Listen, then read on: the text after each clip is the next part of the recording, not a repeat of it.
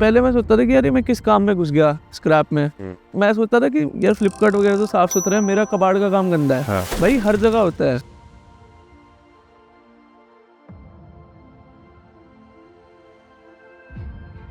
पुराने ज़माने बोलते थे ना कि scrap is a parallel to gold only.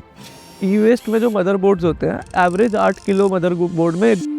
आप शार्क टैंक पे भी गए थे, आपने कोई पिच किया है। हाँ। What we see on the screen and what is the reality. 2 घंटे की पिच होती है वहाँ हाँ। पे, तो उसमें डिसाइड करना शार्क्स के लिए भी इजी नहीं है, राइट। हाँ। तो ड्यू डिलिजेंस होती है, आप वहाँ पे कोई नंबर बोल रहे हो, आपके सारे नंबर्स आपस में भी मैच होने चाहिए ना यार। इन्वेस्टर पैसा बनाने के लिए है भाई, वो समाज सेवा थोड़ी कर रहा है। कभी ऐसा थॉट आया हो कि यार अच्छा मेरे दोस्त यार अच्छी कंपनी में काम कर साला नौकरी कर लेते तो अच्छी लाइफ कट रही होती। ऑब्वियसली जॉब से कंपेयर करोगे तो जॉब इज मच कंफर्टेबल। थोड़े टाइम बाद आपको आदत हो जाती है भसड़ की। तो नौकरी इज ऑल्सो लाइक खाली बैठना, अगर आप एक एंटरप्रेन्योर हो। when you come on the startups ना, there's one mistake when you get funding you do that you hire manpower, but आपको इतनी सैलरी देते हो जितना आपको लगता है उसका वर्थ निकालना।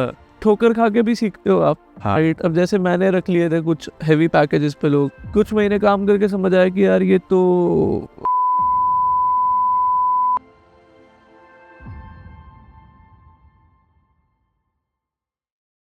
Mukul, first of all thank you for being part of impact stories.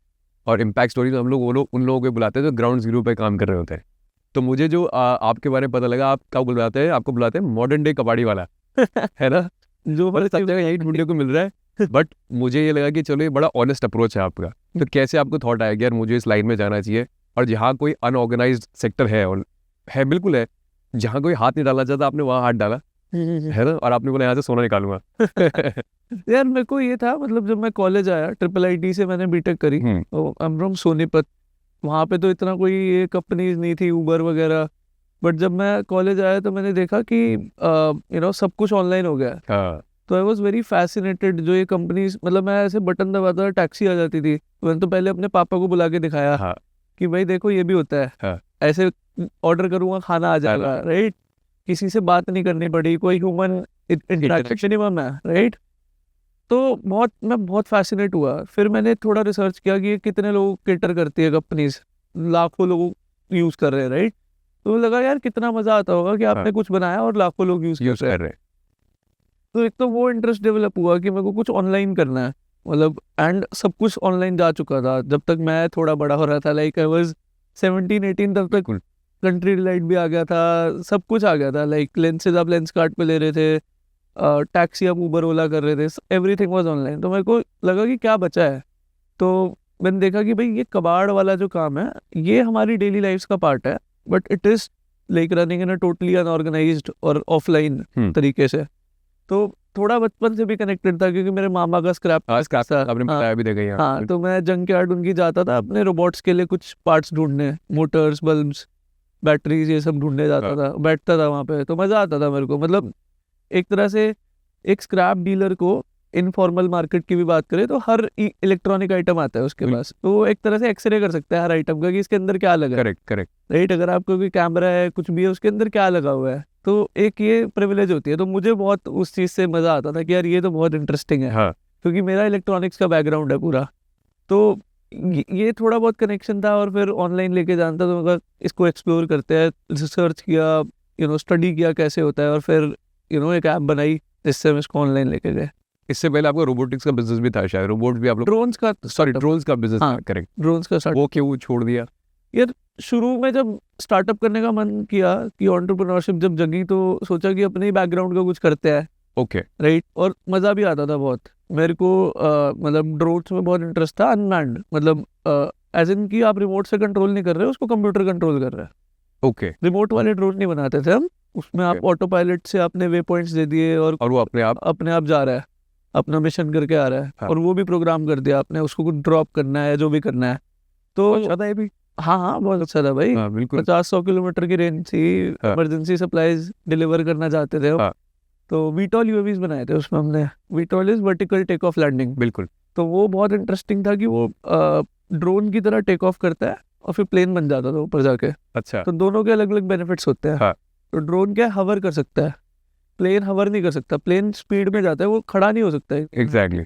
But drone ज्यादा बैटरी कंज्यूमिंग है, क्योंकि मल्टीपल मोटर्स है। प्लेन में क्या है, सिंगल मोटर से वो कर लेगा। ड्रोन की स्पीड अच्छी नहीं होती, प्लेन की स्पीड बहुत ज़्यादा होती है क्योंकि उसकी एरोडायनेमिक शेप है, बर्ड की तरह शेप। करेक्ट। तो हम उसका हाइब्रिड बना रहे थे, तो वो सेम मोटर्स को यूज़ करके वो फोल्ड हो जाती थी और टेक ऑफ करेगा एक ड्रोन की तरह और फिर वो स्विच कर जाएगा प्लेन में, एंड दैट टू ऑटोनोमस, कोई आपको उड़ाना नहीं पड़ रहा उसको।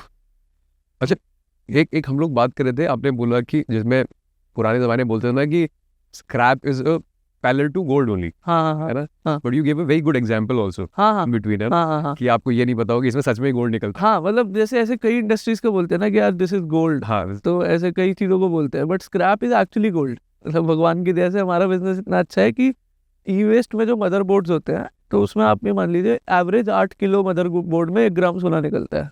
तो actually 1 gram gold you extract from 8 kgs of these mother boards of your computer, and और भी बहुत चीज़ों में होते हैं, व्हाट ऑल अदर्स आर?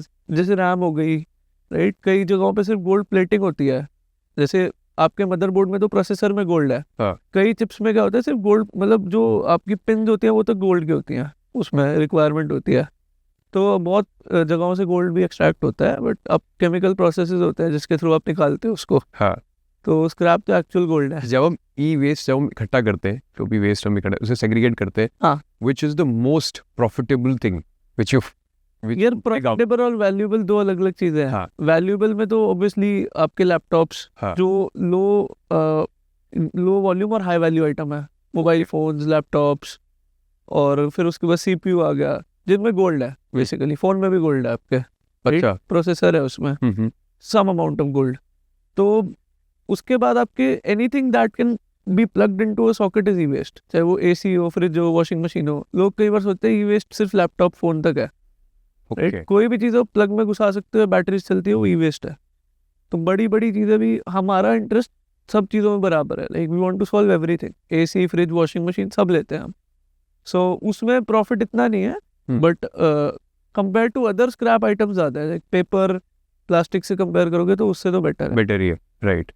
आप शार्क टैंक पे भी गए थे। हाँ जी। So we were discussing about this thing also. I have seen lot of articles where we say कि अगर आपको कोई पिच मिला है, हाँ। आपने कोई पिच किया है, हाँ। और आपको उसकी फंडिंग मिली है, but what we see on the screen and what is the reality, they are two different roads.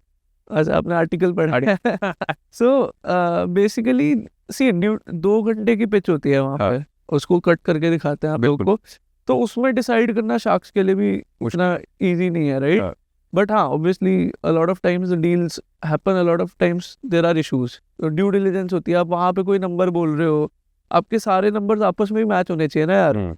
आपने इधर बोल दिया सेल इतनी होती है, फिर बोल दिया आपने कि ऑर्डर्स मेरे आते हैं 1000, एक ऑर्डर मेरा होता है इतने रुपए का, हाँ। वो तीनों मैच भी करना चाहिए ना, करना चाहिए, बिल्कुल। आप, क्योंकि the multiple combination of number should also match, correct, right? तो अगर आप फेंक रहे हो तो फिर फंस जाओगे, फिर वो ट्रस्ट इशू वहां पे ही आ गया, बिकॉज यार एक इन्वेस्टर है, राइट? उसके लिए सारे चेक पॉइंट टिक होने चाहिए, बिल्कुल। उसकी 10 की लिस्ट है, तो वो रिस्की इन्वेस्टमेंट ले रहा है यार, पूरी इक्विटी इन्वेस्टमेंट है ये, right? It's a very risky investment, correct. तो वो तो एक भी टिक नहीं करा आपका, तो वो क्यों करेगा? रिस्क नहीं लेगा, चाहे आप कितने भी अच्छे हो, और हो सकता है आप सक्सेसफुल भी हो जाओ, आपको फंडिंग नहीं मिली, फिर भी आप हो सकता है खुद शार्क बन जाओ कभी, बट वो इन्वेस्टर पैसा बनाने के लिए है भाई, वो समाज सेवा थोड़ी कर रहा है, बिल्कुल, सोशल वर्कर नहीं है वो। मैं पहले सोचता था कि ये तो हेल्प करने के लिए है, बट रियलिटी शो किक देने के लिए भी तो है। जब आपको एकदम से किसने फंडिंग थ्रू की तो किक भी तो आया, पब्लिक को लगा वाओ। हाँ, तो वो तो शार्क टैंक का फायदा है, शार्क का फायदा नहीं है। Shark is not, it's a totally independent thing, correct? Sharks अपने उस पे इन्वेस्टमेंट डिसीजन लेते हैं, तो उनकी मार्केटिंग जरूर हो रही है। एक आईपीओ से पहले लोग शार्क टैंक जाते हैं, और उनकी वैल्यूएशन पे बहुत फर्क पड़ता है उनकी पर्सनल ब्रांडिंग से। तो हाँ, तो ऑब्वियसली कई डील्स कर लेते हैं, और वो फिर आगे भी हो जाती है, बट ड्यू डिलिजेंस में कुछ इशू आएगा तो ऑब्वियसली वो डील नहीं होगी, बट काफी इशू आ जाते हैं फिर ड्यू डिलिजेंस। बट आपके केस में बेटा मतलब अच्छा रहा? मेरे केस में फॉर्चुनेटली हो गई पूरी डील क्योंकि जो हमने बोला था सब कुछ रियली था, और ग्रोथ भी हमारी उस हिसाब से हुई जो प्रोजेक्ट की थी, तो हो गया था। अच्छा, एक बड़ा पब्लिक के बीच में बड़ा कंफ्यूजन रहता है। दे ऑलवेज से कि lot of sharks are not profitable making companies. हाँ, प्रॉफिट मेकिंग। वो लोग एक आउटसाइडर के लिए पर्सपेक्टिव होता है, अरे फिर भी बैठे और हमें एक नए एंटरप्रेन्योर को जज कर रहे हैं। हाँ, ऐसा होता है ना, एक थॉट प्रोसेस लोगों का भी। हाँ, यार ये तो मेरे पापा भी बोलते हैं, हम even scrap uncle is not a profit making company now. But your explanation was very nice. हाँ, तो मतलब वही कि मैं उनको कैसे समझाता हूँ कि यार देखो, जो लॉस मेकिंग है, अब स्टार्टअप्स बहुत सारे आ रहे हैं, अब पहले गिने चुने होते थे, अब हजारों लाखों स्टार्टअप्स आ रहे हैं इनफैक्ट। तो उसको मिसयूज नहीं करना, आपको लॉस मेकिंग को नॉर्मलाइज नहीं कर सकते आप।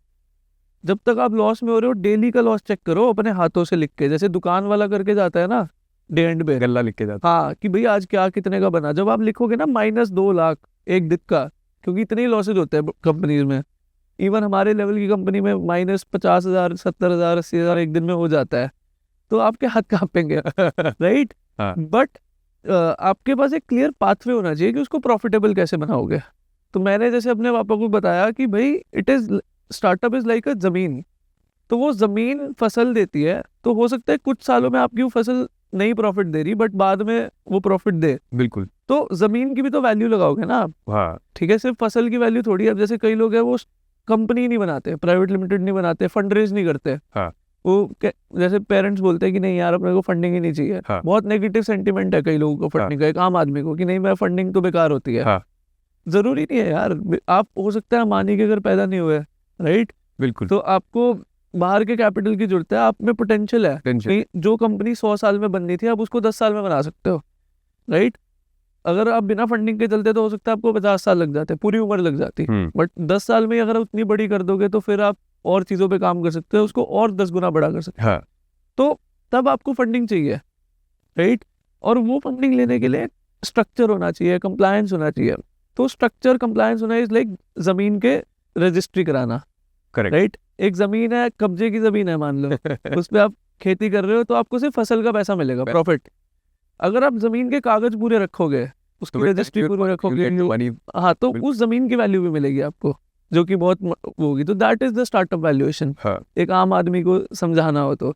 हाँ, शुरू में हो सकता है आपकी जमीन मतलब मौसम की बात है, राइट, इस मौसम में प्रॉफिट नहीं देती फसल, बट बाद में हो सकता है कि वो होल लाइफ प्रॉफिट दे आपको, तो सब कवर हो जाता है। तो बहुत सारी एग्जांपल है, जैसे जोमेटो ही देख लो यार, एक द बिगेस्ट एग्जांपल कि कैसे कितने लॉसेज होते थे। जैसे 2 करोड़ का उन्होंने प्रॉफिट डिक्लेयर किया एक क्वार्टर में, तो किसी ने मजाक में डाल दिया कि यार 2 करोड़ मेरे से ही ले लेता, इतने तूने 10,000 करोड़ रेस क्यों करे, राइट।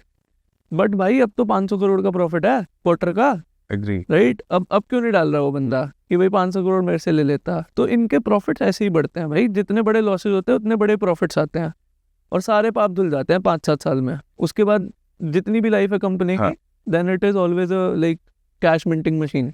इनिशियली जब आप मतलब see it's very easy to say that when you do a startup और आप काम कर रहे होते हैं, it's very easy to say that things are going well, but only person who is handling this thing, जैसे आप जो झेल रहे हो वो हर कोई नहीं समझ सकता है ना। हाँ। वो बताना बड़ा आसान होता है, हाँ we are doing good, we are doing fine, every day is okay. तो कभी कभी ऐसा लगा आपको, कभी ऐसा थॉट आया हो कि यार अच्छा मेरे दोस्त यार अच्छी कंपनी में काम कर, साला नौकरी कर लेते तो अच्छी लाइफ कट रही होती, बिकॉज बैलेंस लाइफ जीते हैं ना वो लोग। तो बट एक एंटरप्रेन्योर की लाइफ तो बड़ी यार, अभी मैं आपको वीडियोस दिखाऊंगा, आप डर जाओगे मतलब ऐसे ऐसे फोन आते हैं कि भैया गाड़ी पलट गई, सुबह 5 बजे सो रहा मैं, फोन आ गया, ट्रक पलट गया, बंदे को चोट लगी है, हॉस्पिटल में है। तो बहुत भाई स्टार्टअप तो बहुत बसड़ है, और easy to say my like both my parents are working, like मम्मी तो भी बीमार है, she was working in government and पापा बैंक में है। तो जॉब तो बहुत कंफर्टेबल होती है, वो देखेंगे क्या है इसके साथ। तो it's a very tough thing to do. कभी कुछ किसी ने मार पीट दिया सुपरवाइजर को, कई लोकल कबाड़ी वालों ने पकड़ लिया हमारे लड़के को। तो ये सिर्फ पहले मैं सोचता था कि यार मैं किस काम में घुस गया, स्क्रैप में। फिर मैंने अपने मेंटोर से बात करी जो लाइक बड़ी बड़ी कंपनीज के फाउंडर्स हैं, तो वो कह रहे कि भाई तुम्हें क्या लगता है कि जोमेटो क्या एक दिन में बनेगी, जोमेटो के डिलीवरी बॉयज का एक्सीडेंट नहीं होता क्या, या फ्लिपकार्ट के जो डिलीवरी वाले होते हैं उनका एक्सीडेंट नहीं होता क्या। Every operational startup faces these challenges. तो ये नहीं है कि फ्लिपकार्ट, मैं सोचता था कि यार फ्लिपकार्ट वगैरह तो साफ सुथरा है, मेरा कबाड़ का काम गंदा है। भाई हर जगह होता है, सब जगह वहाँ पे वेयर हाउसेज होते हैं, लोकल से आपको डील करना होता है, लोकल जाके कुछ भी कर जाते हैं।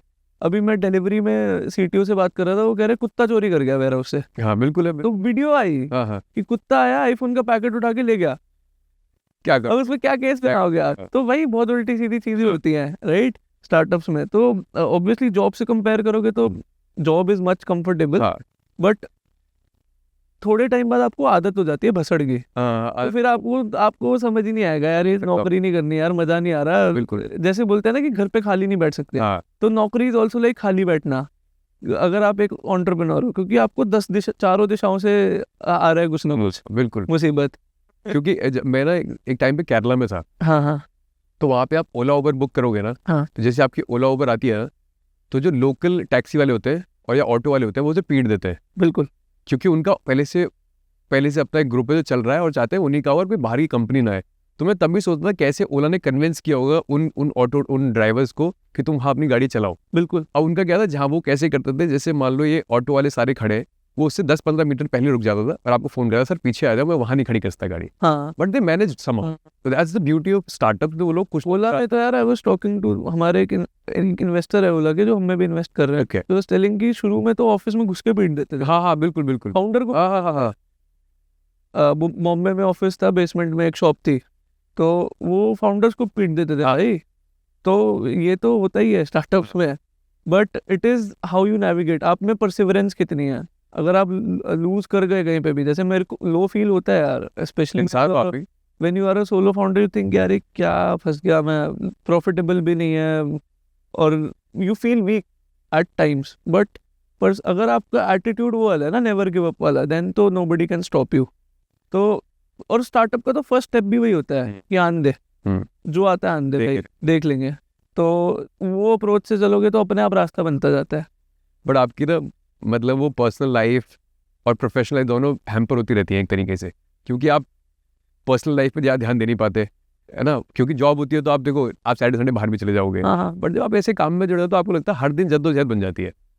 नहीं ऐसा नहीं है यार, मतलब अगर आप वर्क लाइफ हार्मनी बना लोगे ना, मतलब हार्मनी एज इन हार्मोनाइज कर लिया अपने अपने काम को, तो आपका काम आपके लिए वेकेशन ही हो गया, राइट। अगर आपको मजा आ रहा है उस चीज में, तो फिर आप यू कैन फिगर आउट कि आप कैसे फैमिली के लिए और पर्सनल चीजों के लिए भी टाइम निकालो।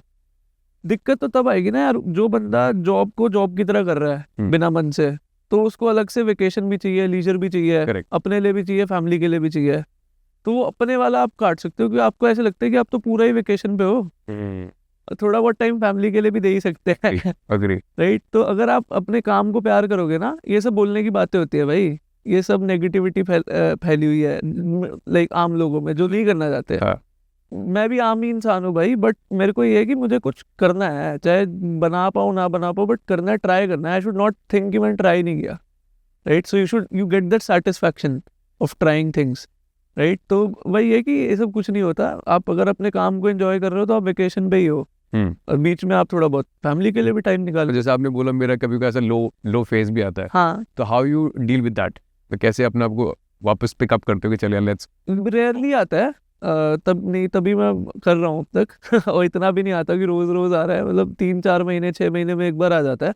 बट फिर मैं देखता हूँ कि यार भाई मैंने कहाँ तक पहुँच गया हूँ, मैं इतना सोचा था मैंने तो ये तो बहुत ही ज्यादा है कंपेयर टू लाइक जो मैंने सोचा था, राइट। कहाँ मैं शुरू किया था और अभी, मतलब तब तो मैं 20-25 हज़ार की सैलरी लेता था खुद, अभी भी कुछ ज्यादा नहीं है, बट इम्पैक्ट ज्यादा है ना। अब यार मैं 150 लोगों की टीम है हमारी। अच्छा, इतनी टीम है? हाँ, तो 150 लोगों का घर चल रहा है, मैं कौन हूँ भाई चलाने वाला। Like I built a small app, जिससे 150 लोगों का घर चल रहा है, इस पे लाखों लोग यूज कर रहे हैं इसको, पता नहीं कहाँ रहते हैं, उनका डेटा देखता हूँ, स्क्रॉल करता हूँ, खत्म ही नहीं होता, कहाँ का एड्रेस है, कौन बंदा है। मैं इमेजिन करता हूँ भाई एक घर होगा वहाँ पे, राइट, कोई भी रैंडम एड्रेस देख के, तो that is the impact. So you get a high from the impact कि भाई क्या मैंने बना दिया, ये पैसा तो साइड में रखता है, बिल्कुल, तो सेटिस्फैक्शन। हाँ, देन आई थिंक यार ये तो मैंने कभी सोचा ही नहीं था, इतना भी पहुंचा दूंगा मैं, तो क्यों मैं परेशान हो रहा हूँ। जैसे लॉट ऑफ पीपल तो know only about Shark Tank because India watches the Shark Tank, but बहुत कम लोगों को पता है कि देयर इज YC आल्सो। यार आप उसका पार्ट, मतलब उसके लिए गए भी आप? मैं इंटरव्यू के लिए गया था, आप अगर मैं आगे नहीं कर, आई वांट टू, मतलब मैं चाहता हूँ लोग अब एक्सप्लेन करो व्हाट इज YC। तो सी शार्क टैंक वगैरह ये फंडिंग प्लेटफॉर्म है, राइट।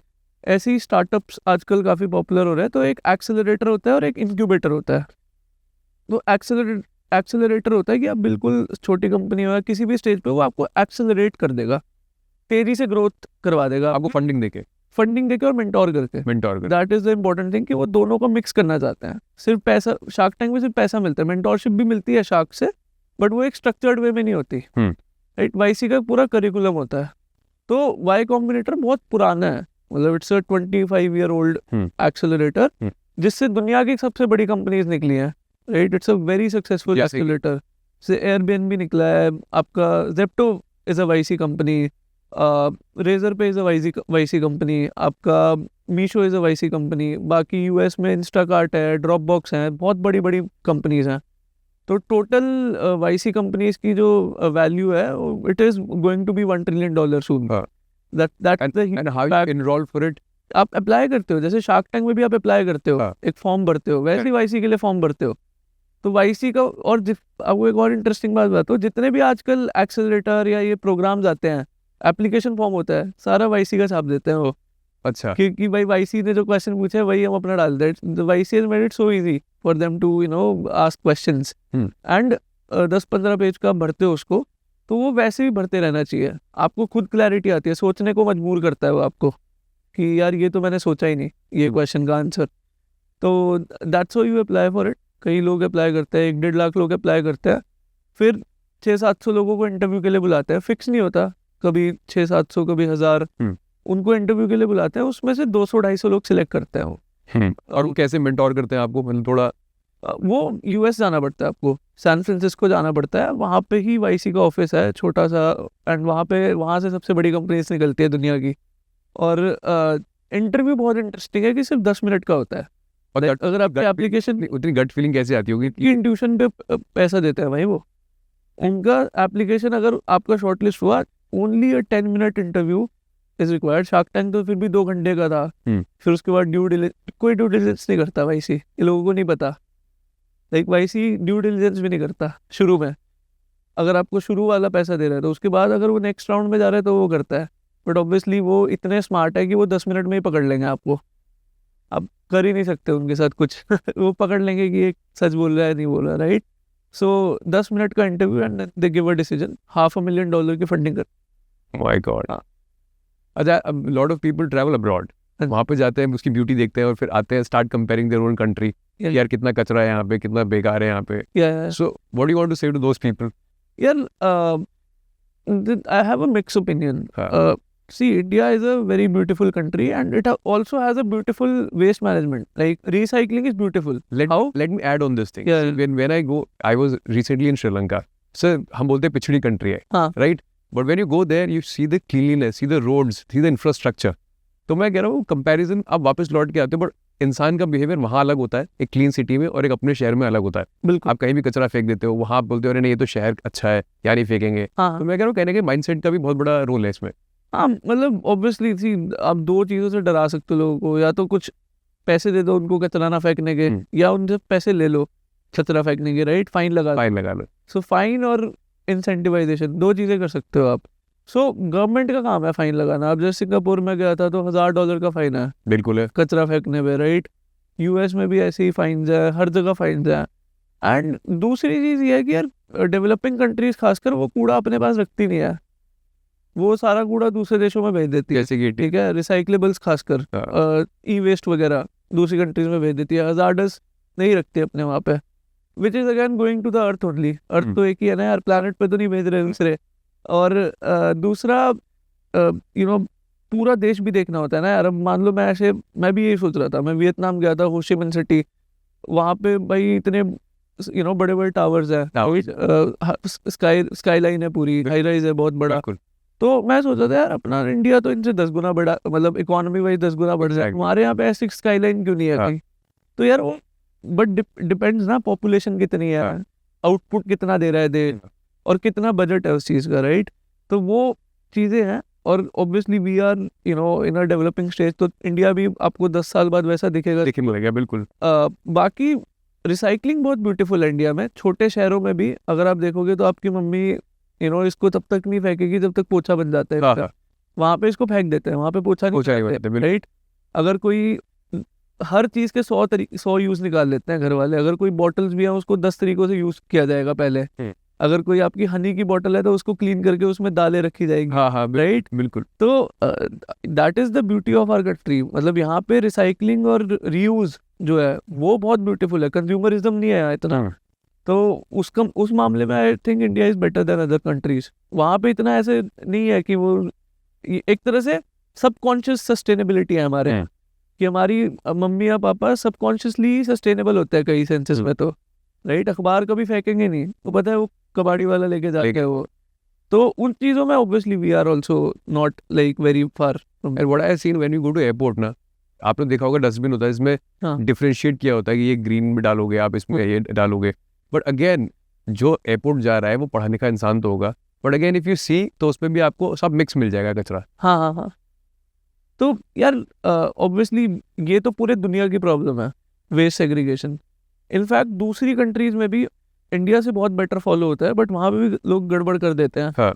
बट इस पे तो इनोवेशन की जरूरत है मेरे हिसाब सेग्रीगेट से। नहीं होगा तो फिर वो हाँ वापस। हाँ बिल्कुल। और जो ये 4-4 डब्बे होते हैं ना 4 रंगों के, ये तो आई am not a believer of this, because आप कंज्यूमर बिहेवियर बदल रहे हो यार। एंड पीपल आर सो, मैं कह रहा हूँ पीपल का दुनिया बोलती रहती है एनवायरनमेंट, किसी को फर्क नहीं पड़ता फर्क नहीं भाई, पड़ता। सरकारों को भी नहीं फर्क पड़ता, राइट। बट आपको इतना अवेयर आप हो नहीं सकते, तो किसी को इनोवेट करना पड़ेगा कि यार ये हो जाए बस सॉल्व कुछ भी करके। जैसे सिंगल आप सेग्रीगेट करा दो कि यार आप मिक्स करके ही डाल दो चाहे, बट रिसाइक्लेबल अलग कर दो, नॉन रिसाइक्लेबल अलग कलर कर दो, विच इज हाँ, which is doable, right. Right. उसमें भी कुछ इंसेंटिवाइजेशन इंट्रोड्यूस करना पड़ेगा। अब जैसे आपने देखा होगा कहीं पे वो प्लास्टिक बोतल डालने की मशीन लगी होती है कि उससे कूपन निकलेगा मशीन से, राइट।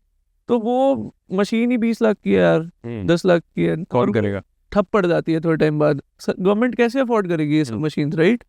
तो एक डिपॉजिट रिफंड सिस्टम होता है, DRS बोलते हैं उसको, कि पहले ही सिक्योरिटी डिपॉजिट करा लेते हैं। जैसे प्लास्टिक बोतल है, आप उसको 20 की जगह 30 रुपए की बेचो कि भैया तेरे को 10 रुपए अपने वापस मिलेंगे अगर तू बॉटल वापस कर देगा तो। तो कुछ जुगाड़ू इनोवेशन चाहिए इसमें। मैं ये नहीं कह रहा कि रॉकेट बनाओ, जैसे DRS कितना इंटरेस्टिंग है, कोई रॉकेट साइंस नहीं है। बिल्कुल। तो something innovation, some innovation should come and we should solve all this। हम भी प्लान कर रहे हैं कि हम इंडिया में घर घर से सेग्रीगेटेड खरीद पाएं, चाहे वो कितनी भी कम क्वांटिटी हो। हम उनको बैग्स देंगे जिसमें मिक्स करके डाल देंगे, उसको ऊपर जिप करके अपने घर के बाहर रख दो, हम पिक करके आपको UPI कर देंगे। बिकॉज वो पैसा थोड़ा ही है, वो उसको रिस्क करके घर के बाहर रख सकता है। एटलीस्ट रिसाइकल होगा, उसको थोड़ा थोड़ा पैसा भी आता रहेगा, पर बैग उसको 40-50 रुपए मिल जाएंगे, which is not bad. Indian consumer price sensitive है कि every money is good money, तो will have to solve it in this way. अच्छा, जब आप स्क्रैप अंकल में स्टार्ट कर रहे थे तो ऑब्वियसली ग्राउंड रिसर्च तो बड़ी स्ट्रांग होती है, तो आपने हर कबाड़ी वाले के पास, फेरी वाले के पास, सबका चक्कर लगाया होगा। हाँ हाँ। What was the deepest learning जो वहाँ पे आपको ऑन ग्राउंड मिली? यार डीपेस्ट लर्निंग तो मेरे को ये मिली थी कि यार ये गरीब नहीं होते लोग। मतलब ऑब्वियसली मैं ये नहीं कह रहा, बहुत लोग होते हैं, बट इतने गरीब नहीं होते। इनके सिर्फ कपड़े गंदे हैं, जितना हम सोचते हैं। हाँ, एटलीस्ट जो छोटे दुकान वाले कबाड़ी होते हैं आपके दिल्ली, मैंने तो दिल्ली की रिसर्च करी है, दिल्ली का बता रहा हूँ, उनके पास सबके पास आईफोन होते हैं भाई, अच्छे अच्छे घर होते हैं, फिर भी वो उसी शॉप में सोते हैं। एक सैलरी वाले लाइफ से तो काफी ऊपर होता है, ऐसे कहते हैं यार। मतलब हाँ, मतलब लाख 1.5 लाख रुपए कमाते हैं एग्जैक्टली, बट लाइफ स्टाइल नहीं होता। वो लाइफ स्टाइल और लाइफ अलग अलग चीजें, राइट। मॉनेटरी वाइज हाँ, कई बार वो ज्यादा कमा रहे होते हैं, बट वो रिस्पेक्ट नहीं होती, राइट। तो ये एक इंटरेस्टिंग चीज थी। दूसरा ये था कि अनऑर्गेनाइज बहुत है अभी ये, मतलब कोई SOPs नहीं है, मैनुअल SOPs भी नहीं है। कोई दुकान वाला अपने हिसाब से कर रहा है, कोई दुकान वाला बेचारा अपने हिसाब से कर रहा है, कोई स्टैंडर्डाइजेशन नहीं है पूरे सेक्टर में। तो अगर वो ला दी जाए तो इसको बहुत ही ज्यादा बूस्ट किया जा सकता है, और बिना उसके जब इतना स्कोप है इस फील्ड में, तो उसके साथ तो और बेटर हो जाएगा। तो ये इंटरेस्टिंग लर्निंग्स थी मेरी ग्राउंड पे जाके। और दूसरा मैंने यार ये सीखा कि अनसेक्सी तो है ही है, राइट, कि लोग इजीली नहीं आते, इट्स अनसेक्सी सेक्टर। हाँ। दूसरा ये कि कॉम्प्लेक्स बहुत है भाई, बच्चों का खेल नहीं है, कोई किताब में नहीं पढ़ सकता अब इसको। अगर आपको मार्केटिंग सीखनी है, आप डिजिटल मार्केटिंग की वीडियो देख लोगे, इसमें तो कोई वीडियो है। एक्टिंग देखनी है तो भी एक्टिंग के स्कूल्स हैं, एक्टिंग सीखनी है तो। इस कबाड़ का काम सीखना है तो कहाँ से सीखोगे भाई? वो तो कोई किताब में है ही नहीं। कैसे छटाई होती है, कैसे सेग्रीगेशन होती है, क्या भाई एक्सरे फिल्म होती है, जो एक्सरे होता है डॉक्टर करता है, उसमें भी चांदी होती है। बिल्कुल, राइट, दैट इज सिल्वर। अब वो चांदी, वो एक्सरे में चांदी है, मेरे को क्या पता भाई। इतनी सारी चीजें हैं ना भाई, like it is very complicated. इसमें किताबें लिखी जानी चाहिए भाई, कोर्सेज बनने चाहिए इसके, जो कि है नहीं, है बाहर भी है, बट इतनी डिटेल नहीं है, सब कुछ कवर नहीं हुआ हर एक में। ई वेस्ट पे बनाए हुए हैं, क्योंकि e waste is still a fascinating thing, waste management पे बनाए हुए हैं, बट यंगस्टर्स और मतलब IITians का दिमाग नहीं लग रहा वो लगेगा तो यार बहुत रैपिडली चेंज आएगा चीज़ों में। एजुकेशन भी तो इवॉल्व करते रहनी चाहिए ना। तो बहुत कुछ है, मतलब it's a very interesting segment to work on. when you come on the startups na, there's one mistake when you get funding you do that you hire manpower हाँ which is worth of use or no use, but आपको हाँ। इतनी salary देते हो जितना आपको लगता है उसका वर्थ निकालना यार थोड़ा सा। ठोकर खा के भी सीखते हो आप। हाँ। राइट, अब जैसे मैंने रख लिए थे कुछ हैवी पैकेजेस पे लोग 24 लाख 30 लाख पे, कुछ महीने काम करके समझ आया कि यार ये तो मैनेजरियल है। Right, these are managers, these are not doers. Doers manager सबसे बढ़िया वो होता है जिसको जबरदस्ती मैनेजर बनना पड़े। बनना। वो कह यार मैं तो खुद करता था, पर अब मेरे को मैनेजर बनना पड़ रहा है क्योंकि खुद पूरा नहीं हो पा रहा। हाँ। अब मेरे को 10 लोगों से साथ में करवाना, मैं भी कर रहा हूँ। हाँ। स्टार्टअप में आपको वो लोग चाहिए भाई, and experience people, comfortable people in life, वो कर पाएंगे मुश्किल है। राइट, वो you have to be very, यार जो कंपनी होती है ना, मेरे को तो कंपनी वर्ड ही नहीं पसंद। मेरे को लगता है कंपनी वर्ड की जगह टीम बोलना चाहिए कि रिलायंस इज अ टीम और Tata is a team, it's not a company. Right, it's all about team. Startup is all about building a team, group of people, and you जो लोग अच्छे से टीम बिल्डिंग कर लेंगे वो कामयाब, जो नहीं करेंगे वो नहीं। और कैसे होगी? You have to be very smart at it कि भाई किसको हायर कर रहे हो। वो you have to hire raw intelligence, मतलब चाहे उसको एक्सपीरियंस ना हो 20 साल का, आप यार आपको ना सारी सुनी सुनाई चीजें भूलनी पड़ती हैं। आपको अपनी अलग बनानी है, आपकी अपनी रोड मैप अलग। हाँ, ये नहीं कि यार नहीं 10 साल एक्सपीरियंस वाला रख लूंगा। Copy cat culture, healthy copy cat होना चाहिए आपको।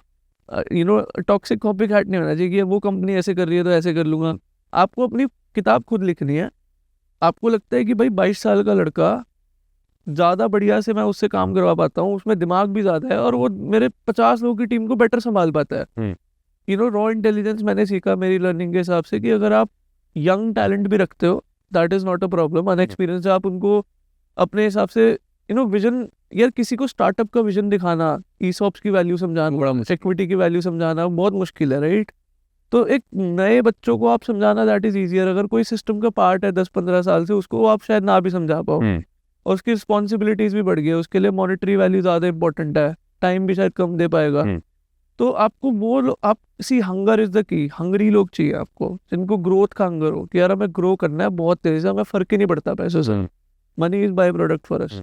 और उनको आप मनी वाइज भी ऐसे रिवॉर्ड मिलेगा कि वो खुद ही हैरान हो जाएंगे कि यार ये तो बिल्कुल स्टार्टअप में तभी तो लोग काम करते हैं। हाँ, तो वो ऑब्वियसली, बट गारंटी कुछ नहीं है। बट आप मतलब you have to be very open minded in paying people well. You can't, मतलब आप अपनी तरफ से तो दिलदार बनो, चलो पैसे नहीं है इस से दो भर के, मतलब उनको भी दिखना चाहिए कि यार सारी दुनिया इंटेंट पे चलती है भाई। बिल्कुल, उस एज में तो खासकर कि यार मेरे फाउंडर का इंटेंट बुरा नहीं था, कंपनी नहीं चली वो अलग बात है, उसने तो मुझे इतने लाख की ईसॉप्स दिए थे। बिल्कुल। अगर कोई मान लो मैं 6 लाख का बंदा हायर कर रहा हूँ, अगर उसकी पहले सैलरी 8 लाख थी, अब 6 पे मेरे पास आके काम कर रहा है, तो मैं उसको 6 के ईसॉप्स और दूंगा कि चल तेरी 12 कर दी मैंने 8 से। अब वो 6 के ईसॉप्स भी बढ़ेंगे अगर मेरी कंपनी ग्रो करती है तो करेगी, तो अगर नहीं करेगी तो वो घटेंगे। But my intent is clear ना कि आई डिड माई पार्ट, कि भाई मैंने तेरे को 6 क्या 10 के ईसॉप्स दो उसको। You have to, you know, you have to respect people. Right, अब जैसे मेरे कई टीममेट्स बोलते हैं कि यार आप एकदम सैलरी बढ़ा देते हो लोगों की, 2-3 हज़ार करके बढ़ाया करो, डबल कर देते हो आप। अगर आपको दिख रहा है कि भाई बंदा बहुत वैल्यू ऐड कर रहा है मेरे काम में, वो आया और मेरे 5 लाख की वैल्यू ऐड कर दी उसने मंथली, क्यों ना करूँ मैं डबल? 20 हज़ार क्यों दूंगा उसको? सिर्फ उसको पिछली कंपनी दे रही थी तो वो एक्सप्लॉइट कर रही थी। बिल्कुल। राइट, बिल्कुल। अब वो लोग कहीं छोड़ के नहीं जाते, अब उनको बाहर से डबल का ऑफर मिलता है, फिर कॉम्पिटिटर से या कहीं से भी, फिर वो नहीं जाएंगे क्योंकि nobody has treated them in this way. तो टीम बिल्डिंग में, you know, give to people know what you want to hear. अगर कोई 15 साल का एक्सपीरियंस लेके किसी अच्छे स्टार्टअप में या बड़ी कंपनी में काम कर रहा है, भाई आपको पहना देगा वो, जितने भी राउंड करते रहो इंटरव्यू के। बिल्कुल। तो थोड़ा बहुत मैंने सीखा कि भाई IQ टेस्ट बहुत ज़रूरी है। राइट, उससे बातों में सीधा रैंडम उस पर क्वेश्चन थ्रो कर दो, मैथ्स का क्वेश्चन थ्रो कर दो, IQ पता चल जाएगा। IQ अच्छा होना चाहिए। राइट, बट IQ सब भाड़ में गया, ट्रस्ट सबसे ज़्यादा जरूरी है। राइट, एक ग्राफ होता है IQ और ट्रस्ट का, स्किल्स और ट्रस्ट का। बिल्कुल। तो उसमें भाई अगर स्किल्स में कोई टॉप पे है तो ट्रस्ट में 0 में है, वो सांप है। राइट, तो आपको ट्रस्ट बहुत जरूरी है भाई। IQ चाहे बिल्कुल 0 हो, उसको चला लूंगा, समझ रहे हो? सो ये चीज़ें यार, you to be very careful while hiring. And आपको एक और लर्निंग ये थी कि स्टार्टअप में एचआर आपको हायर कर लेना चाहिए जल्दी, बिकॉज सोलो फाउंडर अगर आप हो खासकर, तो आप कितना टाइम दोगे यार हायरिंग में, आप जल्दी मचाओगे, सबकॉन्शियसली आप हो गया यार जल्दी क्लोज कर, इसको रख लेते हैं। हाँ, बट एचआर अगर है तो वो ढंग से सारे इंटरव्यूज लेगा, बट एचआर पूरा अलाइंड होना चाहिए आपके हायरिंग प्रिंसिपल से, आपके थॉट प्रोसेस से कि what kind of people are you looking for.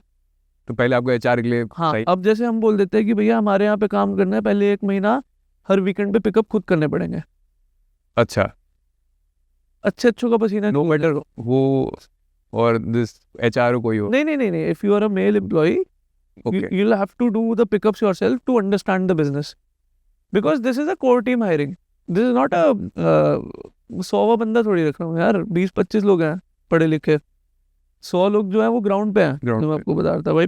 If I am hiring someone for my core team, my office, and we are the early set of employees, तो then you have to be very, मतलब you should be ready to do all this, कि भाई pickup करना है, जाओगे। तो अगर कोई, अब ऑब्वियसली कई लोग, अगर किसी का मुंह भी बन रहा है तो मतलब डर रहा है वो। डर रहा हाँ तो बोल देगा वो जबरदस्ती आपको खुश करने के है, लिए। हाँ, अगर कोई बोलेगा ना बिल्कुल हाँ बिल्कुल जाऊंगा, हाँ। That's a red, like green flag. तो इस टाइप की चीज़ें आपको करनी चाहिए। एंड आई वुड से कि एक बैलेंस रखना चाहिए कि you know raw intelligence can also work. अब ये नहीं कि दुनिया देख के आप कि 10 साल एक्सपीरियंस वाला कुछ कर देगा मेरा। अगर आपको बहुत कुछ आता है तो आप नया बच्चा भी रख लोगे दिमाग वाला, उसको आप ट्रेन करके उसको उससे कई ज़्यादा आउटपुट निकाल सकते हो, पैसे भी कम लगेंगे, और आउटपुट भी ज़्यादा निकालेंगे। क्योंकि यार मैं एक एग्जांपल ही देता हूँ, जैसे हमने एक सीनियर हायर किया बंदा वीपी रोल पे एक बड़ी कंपनी से, तो उसको मैंने कहा यार मेरा मार्केटिंग का बजट जो है 1 लाख रुपए महीने का है। तो वो कह रहा है यार मैंने 50 लाख रुपए महीने से कम देखा ही नहीं कभी बजट, मैं कैसे प्लान करूँ। वो तो कह रहे थे 4 लाख रुपए का हम आउटसाइड स्पेस ले लेते हैं रेंट पे बैनर लगाने के लिए। मतलब वो उस लेवल के काम करता था कि वो मेट्रो स्टेशन लेते थे दे देते अपनी कंपनी की ब्रांडिंग के लिए, कि पूरा मेट्रो स्टेशन का अलाइन करना तो बड़ा मुश्किल है अपने साथ, राइट, पूरी मेट्रो ब्रांड करा दी। अब उसको उस टाइप की मार्केटिंग आती है, मेरे को 1 लाख में करनी है भाई, मेरे को वायरल मार्केटिंग करनी है, I am a startup, right, मेरे को उस लेवल पे पहुंचना है अभी। उसको उसने देखा ही नहीं कभी यार। तो ये बहुत दिक्कतें हो जाएंगी।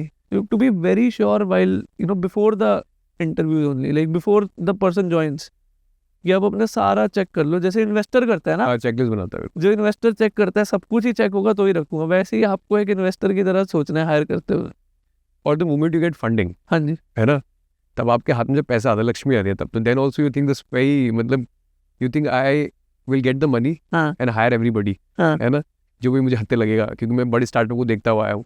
But how clever you have to be when you get money in your hand.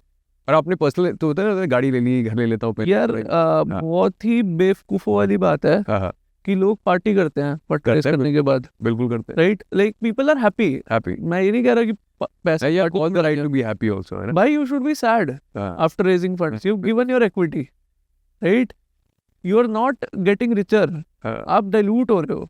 तो आपको तो गम बनाना चाहिए कि यार मेरे को फिर फंडिंग लेनी पड़ गई, हाँ, कि मैं प्रॉफिटेबल ही नहीं हुआ, हाँ, मैं इतना प्रॉफिट ही जनरेट नहीं कर पा रहा कि मेरे को फंड रेज करना पड़ रहा है, हाँ। Right. So this is very foolish to be happy or to just throw away money carelessly after raising funds. You have to be very careful while spending that money. और भाई किसी और का पैसा है, अपनी जान से ज़्यादा संभाल के रखो। तुम्हारे बाप का पैसा नहीं है, इन्वेस्टर का पैसा है, उसने मेहनत से कमाया है, बिल्कुल। तो उसको 1-1 रुपए को ध्यान से लगाओ जहाँ भी लगाना है, बट ओपन माइंडेड हो। जैसे मैं कहता एम्प्लॉय को मैं ज़्यादा पैसे दे देता हूँ, अच्छे पैसे देता हूँ, तो मैं वो भी मना नहीं कर रहा, बट डोंट स्पेंड केयरलेसली, बहुत वाइजली स्पेंड करो और सही जगह पे स्पेंड करो। मीनिंगफुल बर्न होना चाहिए, बिल्कुल, बहुत मीनिंगफुल होना चाहिए जो भी आप पैसा खर्च रहे हो, और अपना पैसा समझ के ही खर्चो। और एकदम से ये मत करो कि अभी मैं, जैसे मान लो मैं तो यार 1 करोड़ की फंडिंग रेस कर के भी चला लेता काम, मैंने तो ज़्यादा की कर ली, 4.5-5 करोड़ के बीच में कर ली। तो ये नहीं कि यार ये तो बहुत ज़्यादा आ गई, अब तो डबल कर लो अपना मंथली स्पेंड। भाई थोड़ा सा कंट्रोल कर, क्लेवर होना पड़ेगा। You should have a very clear pathway कि आप करने के वाले हो, उससे रिजल्ट क्या आने वाला है। जब तक वो रिजल्ट मैच करता रहे कि अब मैं इतना लगाऊंगा, मेरा इस महीने में इतना रेवेन्यू आएगा, या उससे महीने में इतना रेवेन्यू, इतना प्रॉफिट आएगा, जब तक वो मैच कर रहा है तो करते रहो, चाहे 10 गुना कर दो स्पेंड। अगर आपको लग रहा है कि भाई कहीं ना कहीं मेरे बस की नहीं है, मैं जो प्लान बना रहा हूँ वो चल नहीं पा रहा, नहीं पा रहा। मैं डबल स्पेंड कर रहा हूँ बट रेवेन्यू तो मेरा 1.5 गुना भी नहीं हुआ, या रेवेन्यू तो 10 गुना होना चाहिए डबल स्पेंड से, राइट? तो वो नहीं हो रहा, तो then you have to stop. तो फर्स्ट मेक दैट प्लान, जो सबको आलस आता है बनाने में। You should have a very clear pathway to growth. Blur नहीं होना चाहिए, वो को पता होना चाहिए कहाँ पैसा लगाना है मुझे। एक आपने बोला था कि इन एरियाज में ग्रे एरियाज भी बहुत है। हाँ हाँ, किस स्क्रैप में? स्क्रैप में ग्रे एरियाज ही बहुत है, वो क्या grey area? Scrap is a pure unorganised market, right? तो ग्रे कॉलर्ड मार्केट है, बता रहा था। जैसे कि एग्जांपल्स में जैसे कि आता है किताब में बताया था आपने। हाँ, तो like we have scrap dealers locally, cash का बहुत काम होता है, हाँ। तो we have local scrap. Cash का ही काम होता जाता है। हाँ, तो लोकल स्क्रैप डीलर्स हैं जो like there so rich that they even own all these luxury cars. आपका रोल्स रॉयस हो गई, जैगुआर हो गई, मर्सिडीज हो गई, and they not even educated. They started with a cycle वाली फेरी वैसे ही कबाड़, हाँ, and they got rich on the way. So it's a very grey collared market, but मतलब अंडर वैल्यूड है। दुनिया को लगता है कि इसमें वैल्यू नहीं है। मैं कंपेयर करता था उस टाइम के ब्लिंकिट रेवेन्यूज, 2020-21 के ब्लिंकिट रेवेन्यूज के बराबर रेवेन्यू तो उस कबाड़ी का था, जो Oh मेरे God. मतलब साथ, मतलब ही लोकल कबाड़ी of south Delhi, in Delhi only. या यार एक सिंगल कैटेगरी में काम करते हैं। तो and that too from just unorganise collection. एक तो होगा कि इंपोर्ट कर रहा है कोई स्क्रैप डीलर, वो वाले लोग भी हैं, वो तो बहुत रिच है, like they are very rich. वो इंपोर्ट Correct. करते हैं, खुद को बोलते भी है कि हम तो कबाड़ी हैं, इंपोर्ट करते हैं। उनका 2-2 करोड़ की 10 गाड़ियां हैं भाई, मतलब 20-30 करोड़ की गाड़ी कलेक्शन है। छतरपुर में फार्म हाउस है, इंपोर्ट करते हैं। बट वो तो चलो एक ऑर्गेनाइज्ड वे हो गया स्क्रैप से डील करने का, राइट? अनऑर्गेनाइज्ड छोटे कबाड़ियों से माल खरीदने वाला बड़ा कबाड़ी with all these luxury cars in South Delhi and a revenue comparable to your Blinkit or the any other super valued startups. तो वो मेरे लिए शॉकिंग था कि यार ये क्या है। तब मुझे लगा कि ये तो पक्का बड़ा हो सकता है, मतलब if it But when it comes to import, what all things they import? Scrap import करते हैं, जैसे कि गाड़ियों के इंजन हो गए, गाड़ियाँ हो गई, ई वेस्ट हो गया। तो अब तो ई वेस्ट बैन हो गया शायद इंडिया में इंपोर्ट होना, बट मेटल अलाउड है। तो वो सब वहाँ पे सी सारा गेम इकोनॉमी का है। वहाँ की लेबर इतनी महंगी है, वहाँ यहाँ पे जो 25,000 में या 20,000 में लड़का मिल रहा है, वहाँ 100,000 में मिलेगा या $70,000 में मिलेगा बिल्कुल पर एनम, right? So it's all about the economy की कहाँ फीजिबल होगा उसको तोड़ना चीज़ को। You have to dismantle everything. अगर गाड़ी का इंजन है तो एल्यूमिनियम अलग करना है, पुर्जा अलग करना है, पुर्जा is a kind of aluminium, and लोहा अलग करना है, तो वायर्स अलग करनी है। सो वो डिसमेंटलिंग यहाँ कराना ज़्यादा ईजी है या वहाँ कराना? ऑब्वियसली यहाँ कराना।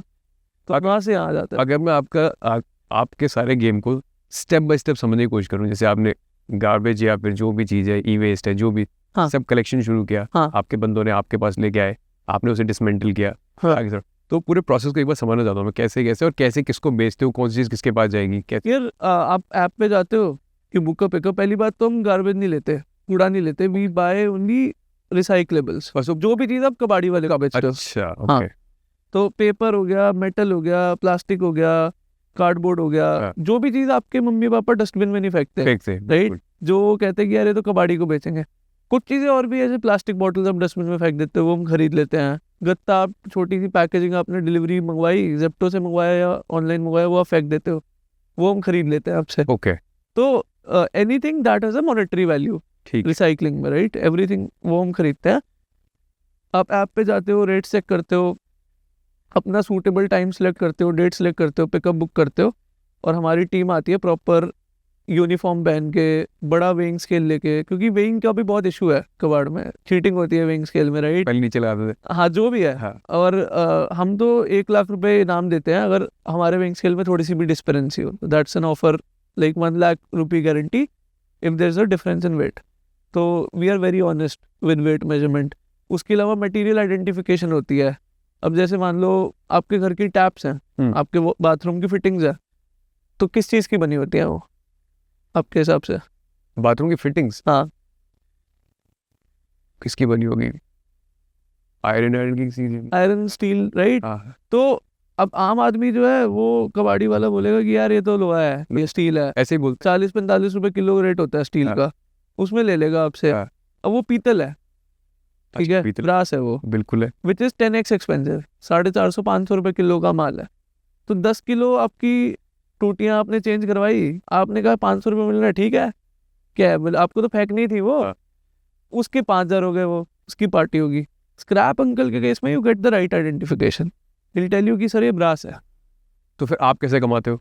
हम उस पर मार्जिन कमाते हैं ईमानदारी का। जो हमारा भाई, अगर हम आपसे खरीद रहे हैं 350 रुपये किलो, 400 में बेचेंगे उसको, 50 रुपये किलो का मार्जिन है, उस टाइप से काम करते हैं। पर तब भी तो आप ऑनेस्ट हो, अगर आप उसे उसी भाव में खरीदो जैसे वो पहले बेच रहा है, उसे तो 500 रुपये चाहिए ना। अरे तो ऑनेस्टी का हुई भाई, मैं मतलब उससे 500 उसको 5,000 दूंगा तो पूरी जिंदगी स्क्रैप अंकल को यूज करेगा। तो हम लंबी सोच के काम करते हैं कि he will be like. Tricky question था वैसे आपके लिए। हाँ, ये ट्रिकी क्वेश्चन दिया था आपको किसी बात के। अरे बढ़िया, मुझे पता है ट्रिक। तो मतलब you get the right identification, you get a professional service, बड़ा वेइंग स्केल होता है और आपके डेट और टाइम पे आपको मिलता है। फिर वो मटेरियल कलेक्ट होता है। हमारे इलेक्ट्रिक व्हीकल्स यूज़ करते हैं, it's an all EV fleet. आपने देखे होंगे जो आजकल डिलीवरी में भी ट्रक्स यूज़ हो रहे हैं, वैसे इलेक्ट्रिक ट्रक्स होते हैं, ब्रांडेड ट्रक्स होते हैं। उसमें हम उस मटेरियल को डालते हैं, अलग अलग पिकअप्स करता है हमारा पिकअप ट्रक, एंड 2 लोग जाते हैं आपके पिकअप पे, एंड देन वो पूरे दिन का कलेक्शन हमारे कलेक्शन सेंटर पे ले आते हैं।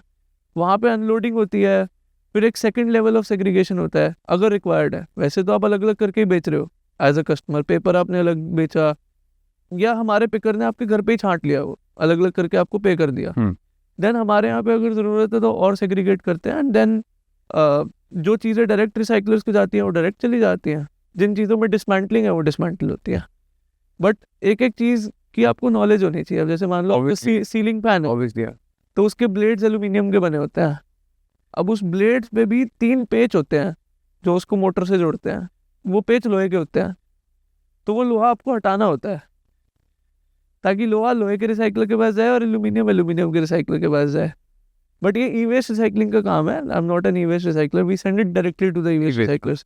बट एक डिसमेंटलिंग का एग्जांपल दे रहा था, कोई रैंडम चीज़ आ गई, कोई मेटल ऑब्जेक्ट आ गया, उस पर कुछ और भी लगा, तो उसको हमें क्लीन करवाना पड़ता है to get the maximum value. हाँ, तो ये तो हम बात करेंगे आप जो कलेक्शन करते हो। मतलब if I am not wrong, there was a time when you used to collect all these of the e waste, आप सीधे अपने घर ले आते थे, अपने फ्लैट पे ले आते थे। हाँ, आप भी ऐसा करते हो क्या? नहीं करते आप? अब नहीं करते ना ऐसे काम? नहीं, ऑफ कोर्स अब नहीं करते, बट हमारे को एडिक्शन इतनी है कि कोई एक तो पहली बात कबाड़ में बहुत अच्छी चीजें आ जाती है।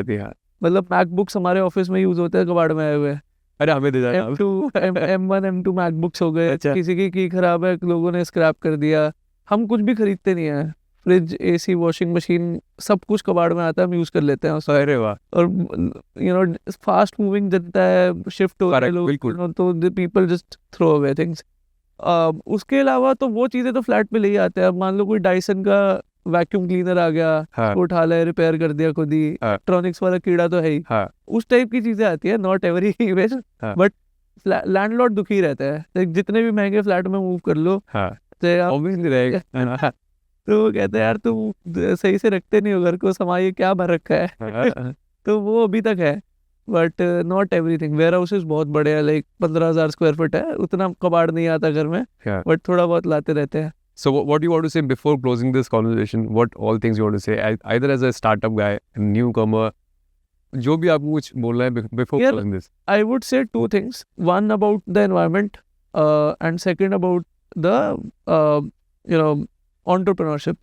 तो environment के बारे में मैं ये बोलूँगा यार कि you should be aware, like आपको अपने बच्चों को अवेयर बनाना चाहिए, because it will be something like Covid. जैसे कोविड एक नेचर की कॉल थी, and you didn't even get the time to react. Correct. फिर भी आपने कर लिया, बच गए, right.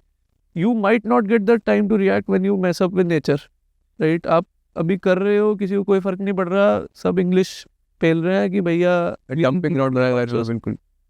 But when you might face serious consequences, तो एटलीस्ट अपने बच्चों को एजुकेट करो about the seriousness of being environmentally conscious.